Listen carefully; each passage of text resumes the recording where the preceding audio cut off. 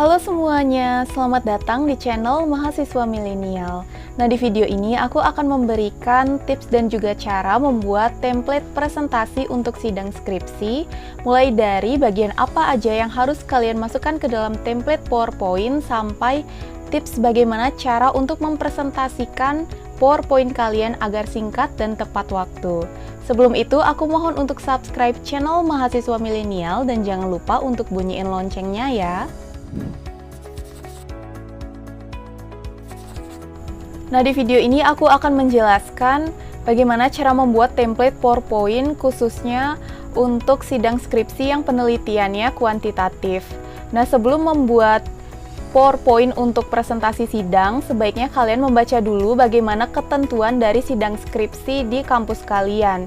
Misalnya berapa waktu yang diberikan kepada mahasiswa untuk mempresentasikan materi skripsinya dan juga berapa persen penilaian PowerPoint atau presentasi itu untuk nilai skripsi akhir kalian nanti. Nah, biasanya ketentuan untuk presentasi sidang skripsi adalah sekitar 10-15 menit. Tapi menurutku lebih baik jika kita bisa mempresentasikan skripsi kita dalam waktu 10 menit agar nanti para dosen penguji tidak bosan dengan materi yang kita paparkan. Bagi teman-teman yang mau cari template PowerPoint gratis dan keren, aku punya rekomendasi 5 website untuk teman-teman menemukan template PowerPoint yang menarik. Nanti aku isi link 5 website itu di deskripsi ya, kalian bisa cek. Nah, di slide pertama pasti ada bagian cover PPT. Di sini kalian bisa isi judul skripsi, subjudul skripsi jika ada, logo universitas, identitas kalian berupa nama dan NIM, dan nama dosen pembimbing kalian. Next, slide kedua adalah latar belakang. Jadi dari sekian banyak paragraf yang ada di latar belakang, menurutku ada 5 poin yang bisa kalian cantumkan di slide latar belakang. Poin yang pertama adalah kondisi ideal atau kondisi yang seharusnya atau yang diharapkan terjadi. Dan poin kedua adalah kondisi faktual atau kondisi yang nyatanya terjadi. Biasanya antara kondisi ideal dan kondisi faktual berbanding terbalik. Oleh karena itu, ada permasalahan penelitian di skripsi kita. Kalian bisa cantumkan kondisi ideal dan faktual masing-masing satu kalimat saja. Poin yang ketiga adalah penyebab permasalahan. Di sini kalian bisa jelaskan praduga penyebab permasalahan penelitian yang dikaitkan dengan variabel penelitian atau variabel independen. Jadi, misalnya kalian meneliti tingkat kesejahteraan karyawan. Nanti permasalahannya adalah seputar kesejahteraan karyawan atau variabel Y. Dan penyebab permasalahan ini kalian kaitkan dengan variabel X-nya. Misalnya besar gaji dan tunjangan, budaya organisasi, dan fasilitas untuk karyawan. Setelah mencantumkan masalah dan penyebab masalahnya, maka kalian bisa mengatakan, oleh karena itu penulis termotivasi untuk meneliti judul tersebut pada lokasi dan periode penelitian yang sudah kalian tentukan. Dan kalian bisa cantumkan poin keempat yaitu lokasi dan periode penelitian. Kalian cukup sebutkan saja dan gak usah jelaskan apa alasan pemilihan lokasi dan periode penelitian untuk mempersingkat waktu. Selain itu, biasanya nanti juga akan ditanyakan saat sesi tanya jawab. Jadi kalian bisa memperbesar kemungkinan agar dosen penguji menanyakan pertanyaan yang sudah kalian siapkan jawabannya. Atau bahkan yang sudah ada di naskah skripsi, tapi kalian tidak bahas saat presentasi sidang. Dan poin kelima adalah novelty penelitian atau keterbaruan penelitianmu jika kamu mencantumkan hal ini di bagian latar belakang skripsi. Sedikit tips dari aku, usahakan dalam menyajikan latar belakang tidak berbentuk paragraf yang panjang dan padat. Karena hal ini akan membuat tampilan PPT kurang menarik dan bisa membuat dosen penguji merasa bosan dengan PowerPoint kita. Jadi kalian bisa pakai format poin per poin atau pakai konsep seperti infografis supaya lebih menarik. Next, slide ketiga, kalian bisa mencantumkan tujuan penelitian. Tips dari aku untuk mempersingkat waktu, kalian bisa baca tulisan yang sama, atau contohnya di slide ini yang di underline hanya sekali saja. Begini contoh cara bacanya.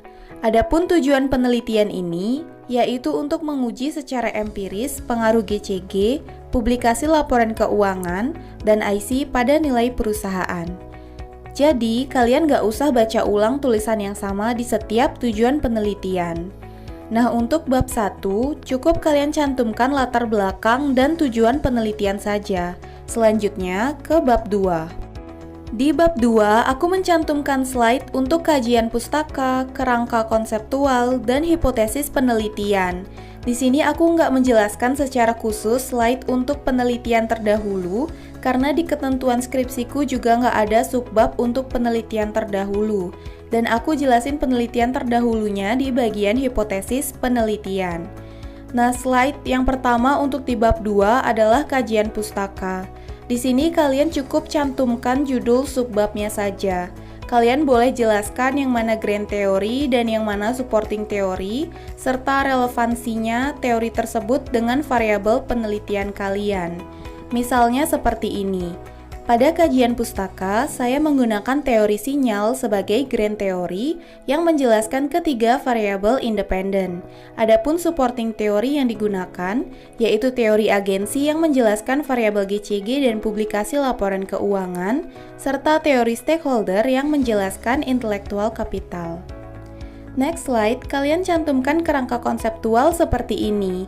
Di sini kalian bisa jelaskan yang mana variabel dependent, variabel independen, dan variabel lainnya jika ada, seperti variabel moderasi dan intervening. Slide selanjutnya adalah hipotesis penelitian. Jadi sebelum mencantumkan rumusan hipotesis, kalian bisa cantumkan dulu sedikit teori yang melandasi penelitian kalian. Usahakan cantumkan hanya satu kalimat per satu teorinya. Selanjutnya cantumkan penelitian terdahulu yang terdiri dari nama peneliti dan tahun penelitiannya, serta hasil penelitian yang ditemukan. Tips dari aku untuk memilih penelitian terdahulu yang dicantumkan di slide, kalian bisa pakai penelitian yang hasilnya relevan dengan rumusan hipotesis kalian. Misalnya untuk hipotesis 1 ini aku rumuskan positif. Jadi di penelitian terdahulu yang aku cantumkan juga yang hasil penelitiannya positif. Dan kalian bisa cantumkan penelitian terbaru, usahakan maksimal 5 tahun ke belakang. Kemudian baru kalian cantumkan rumusan hipotesis kalian. Nah, untuk bab 3, kalian bisa cantumkan subjudul dan menyebutkan sedikit penjelasannya seperti ini. Nah, selanjutnya di sini kita bisa langsung buat slide PowerPoint untuk bab 4. Slide pertama, kalian bisa jelasin sedikit untuk gambaran umum lokasi penelitian.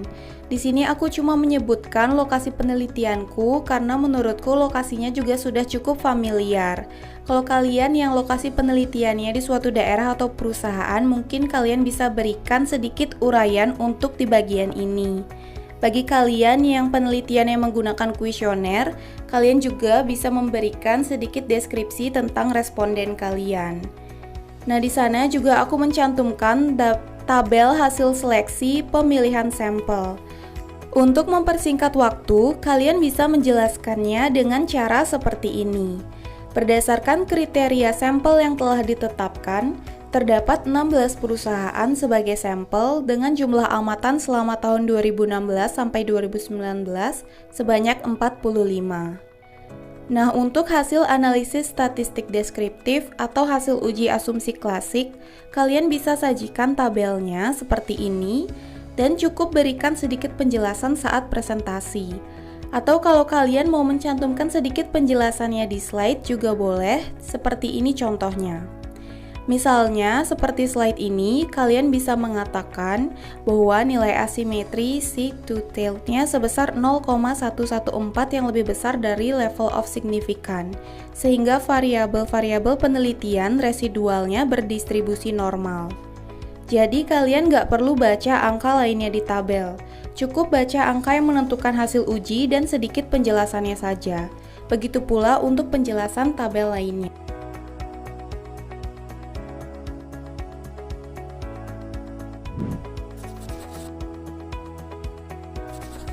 Next, untuk hasil uji hipotesis, kalian bisa jadikan satu dengan pembahasan.